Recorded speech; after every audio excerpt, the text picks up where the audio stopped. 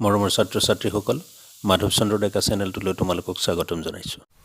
আজিৰ ভিডিঅ'টোত তোমালোকলৈ লৈ আহিছোঁ পঞ্চম মানৰ পৰিৱেশ বিষয়ৰ 10 নম্বৰ পাঠ আমাৰ উদ্যোগসমূহৰ প্ৰশ্নোত্তৰসমূহ। আহাচোন আমি প্ৰথম প্ৰশ্নটোত কি দিয়া আছে চাওঁ। প্ৰথম প্ৰশ্নটোত দিয়া আছে চমুকৈ লিখা ক কেঁচামাল বুলিলে কি বুজা, খ উদ্যোগ গঢ়ি উঠিবলৈ উন্নত যাতায়াত আৰু পৰিবহণ ব্যৱস্থাৰ কিয় প্ৰয়োজন, গ উদ্যোগ গঢ়ি উঠিবলৈ কি কি কাৰকৰ প্ৰয়োজন লিখা, ঘ লুটিখা উদ্যোগৰ বাবে কি কি কেঁচামালৰ প্ৰয়োজন, ঙ পাটৰ কাপোৰ কেনেদৰে তৈয়াৰ কৰা হয়। এতিয়া আমি এই প্ৰশ্নসমূহ এটা এটাকৈ চাম আহাচোন। ক নম্বৰ দিয়া আছিল কেঁচামাল বুলিলে কি বুজা। উত্তৰ হ'ব প্ৰকৃতিৰ পৰা পোৱা যিবোৰ সামগ্ৰী ব্যৱহাৰ কৰি আমাৰ প্ৰয়োজনীয় বস্তুবোৰ উৎপাদন কৰা হয় সেইবোৰক কেঁচা সামগ্ৰী বা কেঁচামাল বোলে। খ নম্বৰ প্ৰশ্ন আছিল উদ্যোগ গঢ়ি উঠিবলৈ উন্নত যাতায়াত আৰু পৰিবহণ ব্যৱস্থাৰ কিয় প্ৰয়োজন। উত্তৰ হ'ব উদ্যোগত লাগতিয়াল কেঁচামাল আৰু অন্যান্য সামগ্ৰী আৰু উদ্যোগত উৎপাদিত সামগ্ৰী বজাৰলৈ অনা নিয়া কৰাটো আৱশ্যক, গতিকে উদ্যোগ গঢ়ি উঠিবলৈ উন্নত যাতায়াত আৰু পৰিবহণ ব্যৱস্থাৰ অতি প্ৰয়োজন। গ নম্বৰ প্ৰশ্নটো আছিল উদ্যোগ গঢ়ি উঠিবলৈ কি কি কাৰকৰ প্ৰয়োজন লিখা।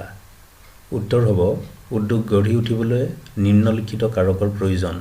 1 কেঁচামাল, 2 যাতায়াত আৰু পৰিবহণ ব্যৱস্থা, 3 ভূমি, 4 মূলধন, 5 শক্তি, 6 উন্নত যন্ত্ৰপাতি, 7 শ্ৰমিক, 8 বজাৰ।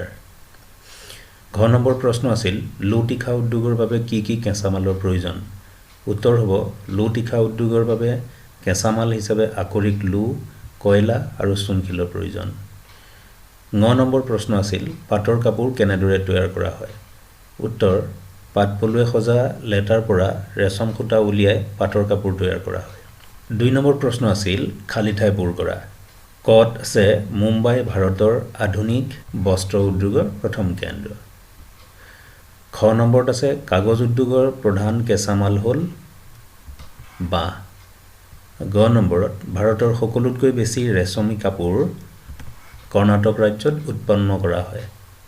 ঘ নম্বৰ চেনী উদ্যোগৰ প্ৰধান কেঁচামাল হ'ল কুঁহিয়াৰ।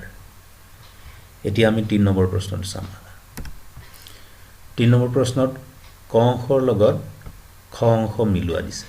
এতিয়া ক অংশত আছে তেল শোধনাগাৰ, এইটো খ অংশত মিলিব নুমলীগড়।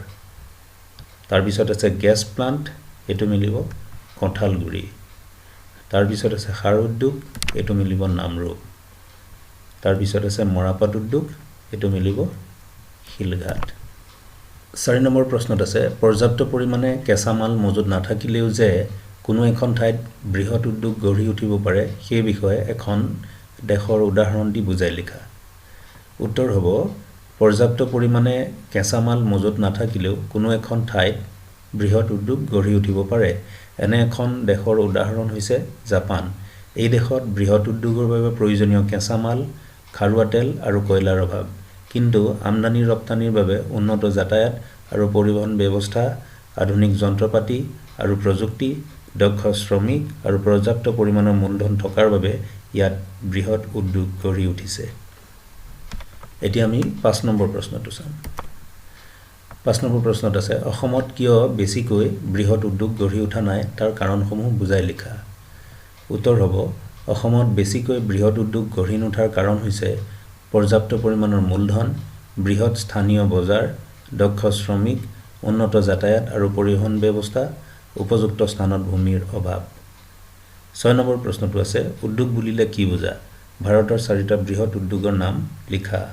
উত্তৰ আমাৰ প্ৰয়োজনীয় কিছুমান সামগ্ৰী আমি প্ৰত্যক্ষভাৱে প্ৰকৃতিৰ পৰা নাপাওঁ। এনেবোৰ সামগ্ৰী প্ৰাকৃতিক সম্পদৰ পৰা যন্ত্ৰৰ সহায়ত বিশেষ পদ্ধতি প্ৰয়োগ কৰি তৈয়াৰ কৰা হয়। এনেদৰে সামগ্ৰী প্ৰস্তুত কৰিবলৈ গঢ়ি উঠা কেন্দ্ৰবোৰকে উদ্যোগ বুলি কোৱা হয়।